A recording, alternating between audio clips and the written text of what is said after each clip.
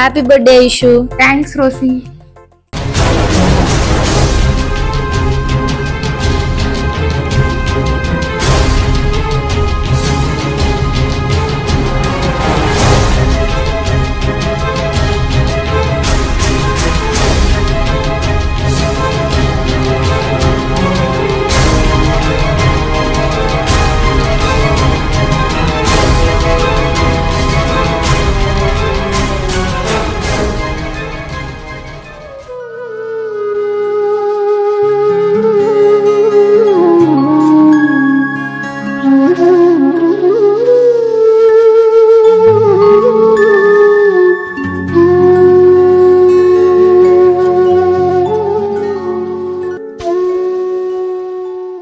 நீ ஒன்னும் நினைச்சுக்காதம்மா, நான் உனக்கு ஊட்டி விடுறேம்மா.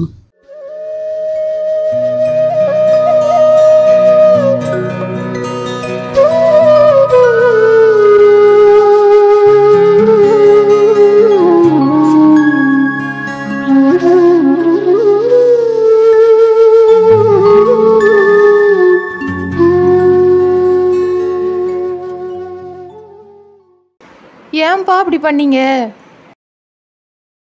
ஐஸு அவங்க வெள்ளைக்கார சாமியை கும்பிட்றவங்கம்மா, அவங்கள நம்மளும் ஒன்றா. நீ எதுக்காக உன் ஃப்ரெண்டை பர்த்டே விழாவுக்கு கூப்பிட்ட? அப்பாட்ட ஒரு வார்த்தை கேட்டியா? அவங்களெல்லாம் வீட்டுக்குள்ளே விடக்கூடாதுமா. ரோசி என்னோட பெஸ்ட் ஃப்ரெண்டுப்பா. அவ என் மேல எவ்வளவு அன்பு வச்சிருக்கா தெரியுமாப்பா? நாங்க மதத்தை பார்த்துலாம் பழகலப்பா. உங்கள் ஃப்ரெண்ட்ஷிப்லாம் காலேஜோடு இருக்கட்டும், வீட்டுக்குள்ளெல்லாம் வேண்டாம். அப்பாவுக்கு அது பிடிக்காது. ஏன்பா? வீட்டுக்கு வந்தா என்னப்பா தப்பு? ஏம்மா இப்படித்தான் பழகுவாங்க. ஏசு உண்மையுள்ள தெய்வம்பாங்க, உயிருள்ள தெய்வம்பாங்க. அப்படியே உன்னைய மூளைச்செலவு பண்ணி, ஒன்றை மட்டும் இல்லைம்மா, நம்ம குடும்பத்தையே அவங்க கோயிலுக்கு கூப்பிட்டு போயிடுவாங்க. அப்புறம் நம்ம குடும்பமாக வெள்ளைக்கார சாமியை தான் கும்பிடணும். உனக்கு என்ன தெரியும்?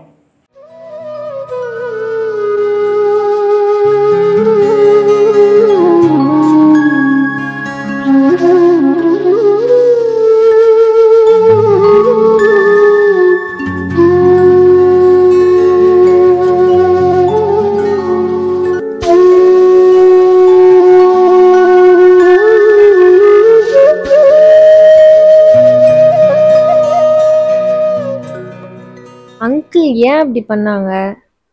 நானும் அவங்க பொண்ணு மாதிரி தானே. ஒருவேளை ஏசப்பா பிள்ளைன்றதுனால அப்படி பண்ணிட்டாங்களோ?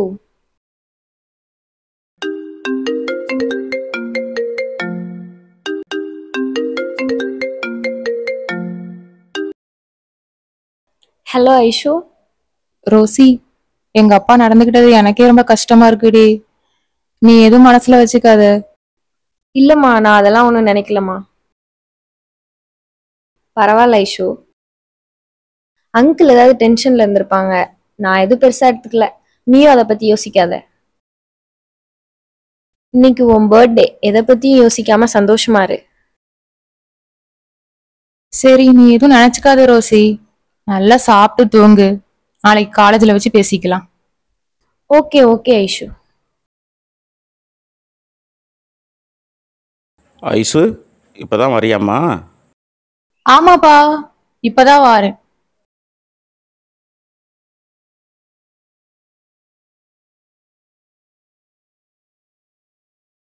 அப்பா இந்தாங்கப்பா, பேரிச்சம்பழம் சாப்பிடுங்க. அட, இது எனக்கு ரொம்ப பிடிக்குமே. எங்கே வாங்கின? நான் வாங்கலப்பா, ரோசியோட அப்பா இஸ்ரேல் நாட்டுல இருந்து வாங்கிட்டு வந்தாங்களாம். எனக்கு ரோசி கொடுத்தா. ரோசி கொடுத்தாளா?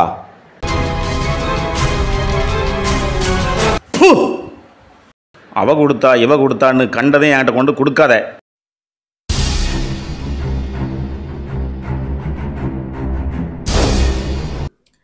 ஹேசுவே, காலேஜுக்கு வேற டைம் ஆயிருச்சு. இந்த நேரத்துல வண்டி பஞ்சர் ஆயிருச்சு. நான் என்ன பண்ணுவேன்? எனக்கு உதவி பண்ணுங்க ஏசப்பா.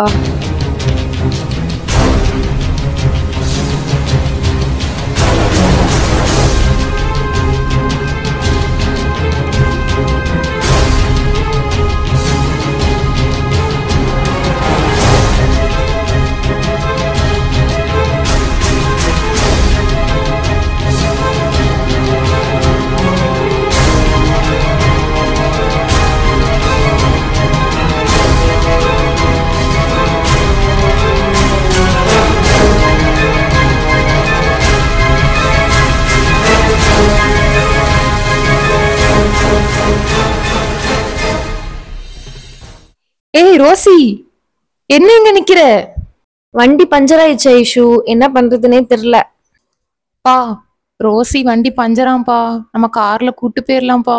உனக்கு எங்கேயாவது அறிவு இருக்கா? பா, இன்னைக்கு முக்கியமான எக்ஸாம்பா, ரோட்ல நிக்கிறாப்பா, நம்ம கூட்டு போயிருவோம்ப்பா. ரோசி, வா போலாம்.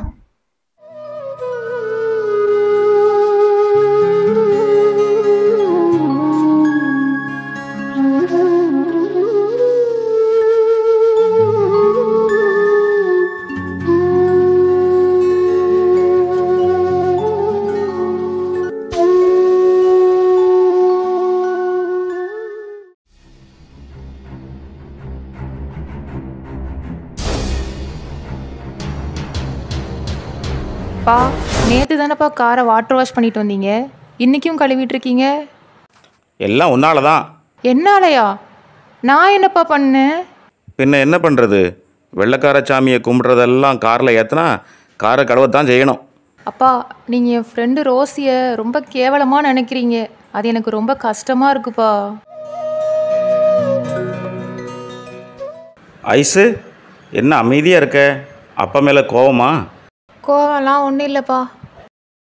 நீங்கள் ரோசியை காரில் ஏற்றிட்டு வந்துட்டோங்கிறதுக்காக காரை கழுவி விட்டீங்களே, அது எனக்கு ரொம்ப சங்கடமாக இருந்ததுப்பா.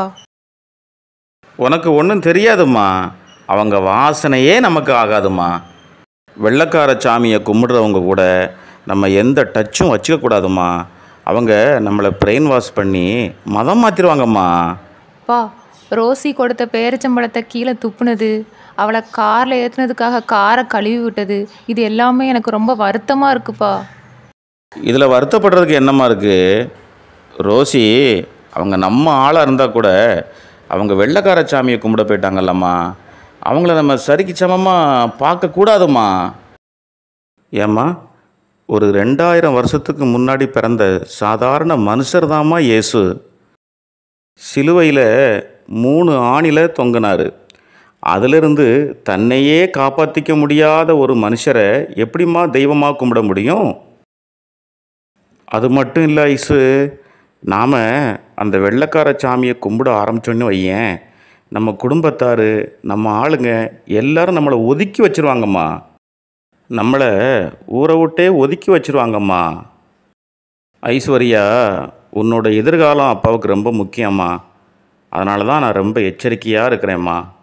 ஐஸு, நீ சின்ன பிள்ளைம்மா, இப்போ உனக்கு ஒன்றும் தெரியாது. போக போக அப்பா செய்கிறது தான் சரின்னு நீயே புரிஞ்சுக்குவா பாரேன். அப்பா எதை செய்தாலும் உன் நன்மைக்கு தாம்மா செய்வேன். சரி ஐஸ்வர்யா, அப்பாவும் இன்னும் 2 ஃப்ரெண்ட்ஸும் சென்னைக்கு ஒரு கல்யாணத்துக்கு போகிறோம். அதிகாலையில் 4 மணிக்கு புறப்படணும். அப்பா தான் காரை ஓட்டிகிட்டு போகணும். அப்பா கொஞ்சம் ரெஸ்ட் எடுக்கணும். சரியா? நான் வரட்டாமா?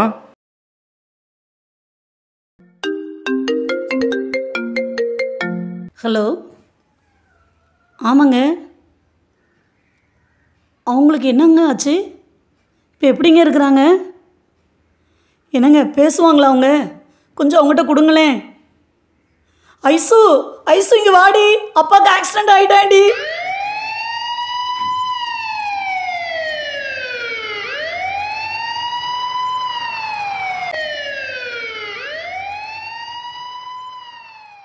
சிஸ்டர், நீங்கள் தான் அவங்க ஒய்ஃபா? அவங்களுக்கு தலையில் ரொம்ப பலமாக அடிபட்டிருக்கு, ரத்தம் நிறைய போயிருக்கு. அவங்களுக்கு இமீடியட்டாக பிளட் ட்ரான்ஸ்ஃபியூஷன் பண்ணணும். அதுக்கான அரேஞ்ச்மெண்ட்ஸ் நான் ரெடி பண்ணுறேன். நீங்கள் உங்களுக்கு உங்கள் சைடில் வந்து அவருடைய பிளட் குரூப் சம்மந்தமாக உள்ள வேறு யாராவது பிளட்டு கொடுப்பாங்களான்னு சொல்லி கொஞ்சம் பார்த்து அரேஞ்ச் பண்ணுங்கள். இமீடியட்டாக உங்களுக்கு பிளட் ஏற்றி அவங்களுக்கு தலையில் அடிபட்டிருக்கிறதுனால பிளட் அதிகமாக லாஸ் ஆகிருக்கு. இமீடியட்டாக அவங்களுக்கு நிறைய பிளட்டு தேவைப்படுது. அதுக்கான டோனர்ஸ்க்குரிய இன்வெஸ்டிகேஷன்ஸ் எடுக்கணும். நீங்கள் டோனர்ஸை கூட்டிகிட்டு வந்திருக்கீங்களா? அவங்களுக்குள்ள பிளட் இன்வெஸ்டிகேஷனை நாங்கள் இப்போவுமே செக் பண்ண சொல்லிடுறோம். பிளட் ஏற்றிக்கலாமா? அப்படி பிளட்டு கொடுக்குறவங்க வந்து 50 கிலோவுக்கு மேலே இருக்கணும் அவங்களோட பாடி வெயிட்ஸு. அதுக்கப்புறம் அவங்க ட்ரிங்க்ஸ் பண்ணியிருக்கக்கூடாது. டாக்டர், எங்கள் அப்பாவுக்கு நான் பிளட் கொடுக்கலாமா? எங்கள் அப்பாவுக்கும் எனக்கும் ஒரே பிளட் குரூப் தான் டாக்டர். நீ பிளட்டு கொடுக்கலாமா? ஆனால் இதுக்கு முன்னாடி பிளட் டொனேட் பண்ணியிருக்கியா? ஆமாம் டாக்டர், ரீசெண்டாக தான் என் காலேஜில் பிளட் டொனேஷன் கேம்ப் நடந்துச்சு. அப்போ நான் பிளட் கொடுத்தேன் டாக்டர். அப்படியாம்மா? அப்போ நீ பிளட் கொடுக்க முடியாத. வேறு யாராவது இருக்காங்களா அதே பிளட் குரூப்பில்? டாக்டர் நான் பிளட் கொடுக்கலாமா? அவள் பிளட் கொடுத்துருந்தா அந்த கேம்பில் நீயும் பிளட் கொடுத்துருப்பல. இல்லை டாக்டர், அந்த டைமில் எனக்கு ஃபீவர், ஸோ நான் பிளட் கொடுக்கல. அப்போ தாராளமாக நீ கொடுக்கலாமம்மா. ஓகே டாக்டர், நானே பிளட் கொடுத்துட்றேன்.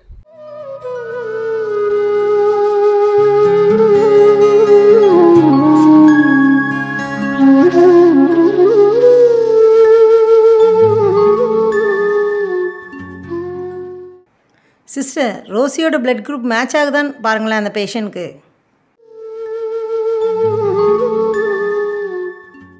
ரோசி, உன்னோட பிளட் இந்த பேஷண்ட்டுக்கு மேட்ச் ஆகுதுமா? உன்னோட பிளட்டே இவங்களுக்கு ஏற்றிக்கலாம்.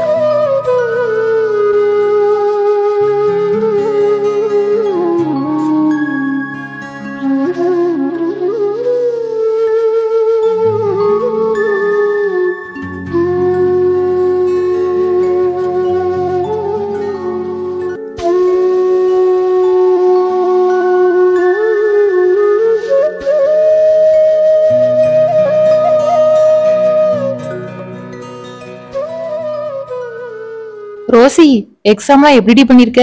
நான் நல்லா பண்ணியிருக்கேன். நீ எப்படி பண்ணியிருக்க? நானும் நல்லா பண்ணிருக்கேன்டி. காலேஜ் 3 வருஷம் எப்படி போச்சுன்னே தெரில, வேகமா போயிடுச்சுல. ரோசி, எங்க அப்பாவுக்கு பிளட் கொடுத்து எங்க அப்பாவோட உயிரையே காப்பாத்தினியே. உனக்கு எப்படி நன்றி சொல்றதுனே தெரியல ரோசி. என் அப்பாவும் மனசை எவ்வளோ காயப்படுத்தி இருந்தோம். நீ எதையுமே மனசுல வச்சுக்காம நீ ஒரு ஏசப்பா பிள்ளைங்கிறத நிரூபிச்சிட்ட ரோசி. இந்த 3 வருஷமும் உன் மூலமா தான் ஏசப்பா பத்தி நான் நிறைய தெரிஞ்சுக்கிட்டேன். ரோசி, நீ எனக்கு ஃப்ரெண்டா கிடைச்சது ஏசப்பா எனக்கு கொடுத்த ஒரு பெரிய பாக்கியம். நான் ரசிக்கப்பட்ட மாதிரி எங்க அப்பாவும் ரசிக்கப்படணும். ஜெபம் பண்ணிக்க ரோசி. கண்டிப்பா ஜெபம் பண்ணிக்கிறேன் ஐஷு. நீயும் ஜெபம் பண்ணு, நிச்சயமா உங்க அப்பாவும் ரசிக்கப்படுவாங்க. சரி ரோசி, எனக்கும் நம்பிக்கை இருக்கு. ஜெபத்தை மட்டும் விட்டுறாத ஐஷு, ஏசப்பாவை உறுதியா பிடிச்சுக்கோ, எல்லாமே நல்லதா நடக்கும். ரோசி, அப்போ உண்மையாவே எங்க அப்பா செஞ்சது உனக்கு மனசு கஷ்டமா இல்லையாடி? அதெல்லாம் ஒன்றும் இல்லை ஐஷு. இப்போ வந்து பார்த்தனா எந்த தப்புமே பண்ணாமல் ஏசப்பா நமக்காக பாடுபட்டாங்க, காயப்பட்டாங்க, அடிக்கப்பட்டாங்க, நிந்திக்கப்பட்டாங்க. நம்ம செஞ்ச பாவங்களையெல்லாம் மன்னிக்க தன்னையே சிலுவையில் ஒப்பு கொடுத்தாங்க. அதெல்லாம் கம்பேர் பண்ணும்போது இதெல்லாம் ஒரு பெரிய விஷயமே இல்லை. நாமளும் அந்த மாதிரி தான் இருக்கணும். நீ எதுவும் நினச்சிக்காத, நான் எதுவுமே நினச்சிக்கல. சரி, நாளைக்கு எனக்கு பர்த்டே, நீ மறக்காம வந்துரு. சரி ரோசி, டைம் ஆயிட்டு, நான் போயிட்டு வரேன். சரி சரி, பார்த்து போயிட்டு வா, பார்த்து பத்திரமா போயிடு. வீட்டுக்கு போயிட்டு மறக்காம எனக்கு கால் பண்ணு.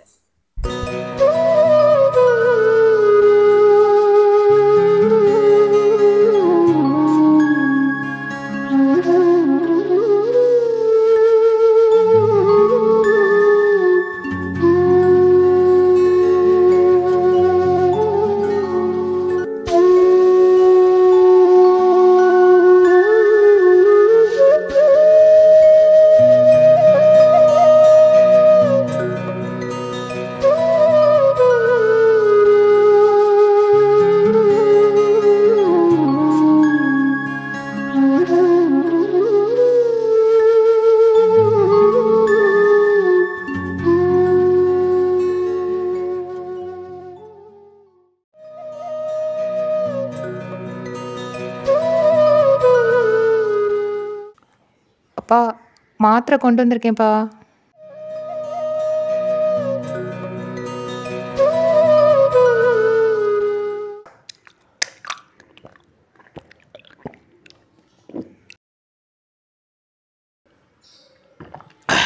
இந்தா, சாப்பிட்டியாம்மா? ஆமாப்பா, சாப்பிட்டேன்.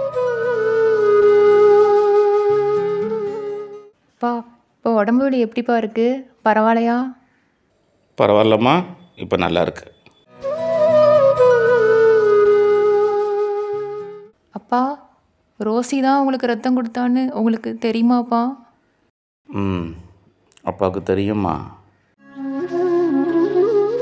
அப்பா, என் பர்த்டே அன்னைக்கு ரோசி வீட்டுக்கு வந்தப்போ நீங்கள் கேக்கு கொடுக்காம கோவத்தில் போயிட்டீங்க.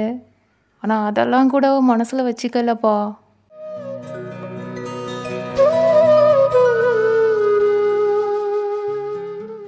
அப்பா, அன்னைக்கு ரோசி காரில் ஏறினாங்கிறதுக்காக நீங்கள் காரையே கழுவி விட்டீங்க.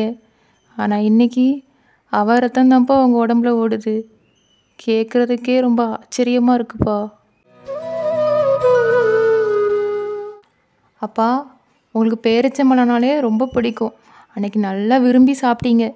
ஆனால் அதை ரோசி கொடுத்தான்னு தெரிஞ்சதும் அப்படியே கீழே துப்பிட்டீங்களேப்பா. இப்போ உங்கள் உடம்புல ரோசி ரத்தம் தானேப்பா ஓடுது. இந்த ரத்தத்தை எப்படிப்பா துப்புவீங்க? பா, நீங்கள் ரோசியை ரொம்ப வெறுத்தீங்க, அவளை ரொம்ப இழிவாக பார்த்தீங்க. ஆனால் உங்களுக்கு ஆக்சிடெண்ட்டுன்னு தெரிஞ்சதும் பத்தறி போய் ஓடோடி வந்து அங்கிளுக்கு எவ்வளோ ரத்தம் தேவைப்படுதோ அதை என் உடம்புலேருந்து எடுத்துக்கோங்கன்னு சொன்னாப்பா. இதுதான்ப்பா ஏசப்பா பிள்ளைங்களோட அன்பு.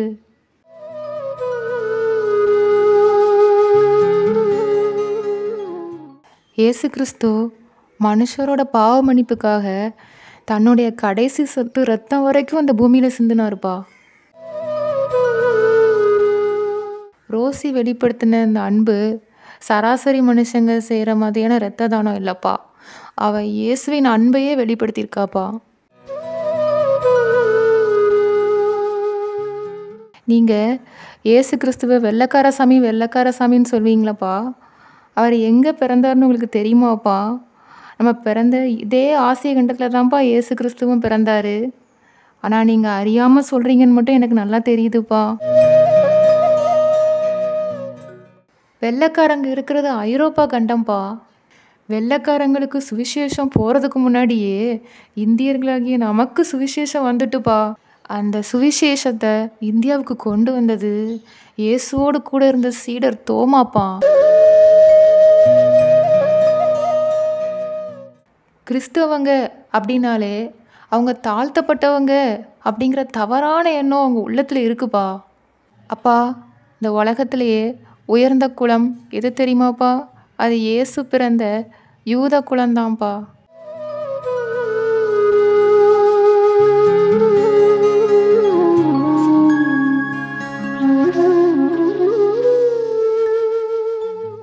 இஸ்ரவேலே, நீ பாக்கியவான், கர்த்தரால் ரட்சிக்கப்பட்ட ஜனமே, உனக்கு ஒப்பானவன் யார் அப்படின்னு பைபிளில் போட்டிருக்குப்பா. கிறிஸ்தவங்களுக்கு நிகரானவங்க இந்த உலகத்திலேயே யாரும் இல்லையாம்ப்பா. நீங்கள் சொன்னீங்கப்பா, 2000 வருஷத்துக்கு முன்னாடி பிறந்த ஒரு சாதாரணமான மனுஷனை எப்படி தெய்வமாக கும்பிட முடியும்? அது மட்டும் இல்லைப்பா, 3 ஆணியில் இருந்து தன்னையே காப்பாற்றிக்க முடியாத ஒரு மனுஷனால் எப்படி இந்த உலகத்தையே ரட்சிக்க முடியும்னு கேட்டீங்கப்பா. இயேசுவை யாரும் வலுக்கட்டாயமாக பிடிச்சி சிலுவையில் அடிக்கலப்பா. இயேசுவே தன்னை சிலுவையில் அடிக்க ஒப்பு கொடுத்தாருப்பா. இயேசு பிதாவின் மடியில் செல்ல பிள்ளையாக இருந்தவருப்பா. யாருக்குமே கிடைக்காத அந்த உயர்ந்த இடத்தையும் தேவனுக்கு சமமான மேன்மையையும் வெறுத்து நமக்காக அடிமையின் ரூபம் எடுத்து மனுஷ சாயலாக அந்த உலகத்தில் பிறந்தாருப்பா. இதெல்லாம் என் மகளுக்கு எப்படி தெரியும் நீங்கள் நினைக்கலாம்ப்பா. இந்த 3 வருஷமும் நான் ரோசி கூட பழகுனதுனாலையும் பைபிள் படித்ததுனாலையும் இதெல்லாம் நான் தெரிஞ்சுக்கிட்டேன்ப்பா. நான் ரட்சிக்கப்பட்டிருக்கேன்ப்பா. அப்பா, உங்கள் மேலே எந்த தப்பும் இல்லைப்பா. நீங்கள் சத்தியத்தை அறியக்கூடாது, ரட்சிக்கப்படக்கூடாது, பரலோக ராஜ்யத்துக்கு போயிடக்கூடாதுன்னு பிசாசானவன் உங்கள் மனக்கண்ணையே குருடாக்கி வச்சிருக்கிறான்ப்பா. அப்படிதான்ப்பா பைபிளில் போட்டிருக்கு.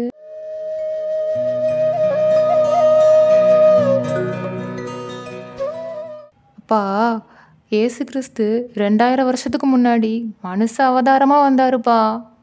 ஆனால் உலகம் உண்டாகிறதுக்கு முன்னாடியே இயேசு இருந்தாருப்பா. பா, நீங்கள் இவ்வளோ அதிகமாக இயேசுவையும் இயேசுவின் பிள்ளைகளையும் வெறுத்தாலும் இயேசு உங்களை வெறுக்கலப்பா. அவர் உங்களை இன்னும் அதிகமாக நேசிக்கிறாருப்பா.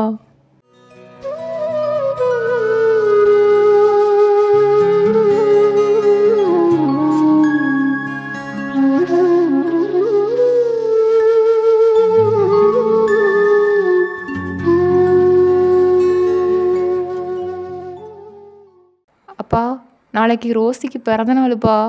என்னை வர சொன்னாப்பா. நான் காலையில் போயிட்டு வரட்டுமாப்பா? சரி, போயிட்டு வாம்மா. அப்பா, ரொம்ப நேரம் ஆயிட்டு, வாங்க கீழே போகலாம். நீ போய் படுத்துவங்கம்மா, அப்பா வாரேன்.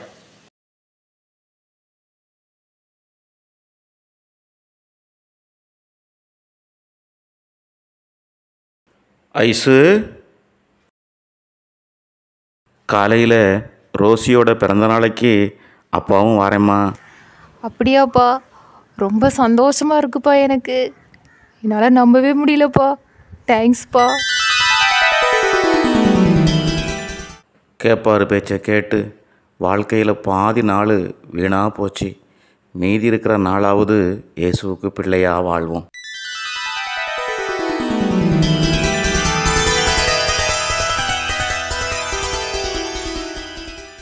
வாங்கண்ணா, வாங்க வாங்க வாங்க.